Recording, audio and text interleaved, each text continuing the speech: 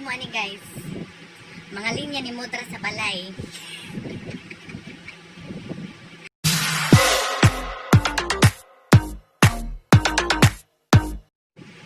Unsa nang orasa karon pa ka nakauli? Ha? Ha? Lakaw, dala na tanang mga gamit nimo dito na lang puyo sa mong gilaagan. Muuli ka bukaon diri tapulan kay kanda ko. Salig lang mo gilikanan. May pagmanglahis mo diri. Unsa mga ina kag kwarta? Gitagaan na tingag 500 tumiaging adlaw kay nga palit og project nya karon to ana pod. Lupi pa may nalibang tag kwarta ani. Sus gani Ginoo ko na pay amahan yo sige ra giinom ora gyud tuwa ra hatag ng kwarta sa piso.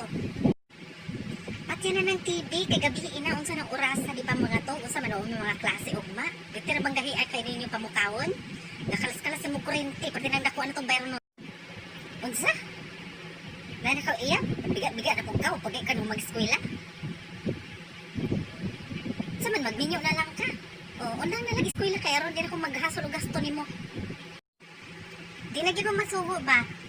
Nagsige na mo kukput anang cellphone buntag udto hapon. Ha? Baila mo mangaon. Ako kas plato dito. Pag tinarong intawon mo eskwela, yawat na lang makalampos mo makahuman mo. Ayon taon mo pagsuon-suon na mo. Nga grade 1 rin na human. No read, no write.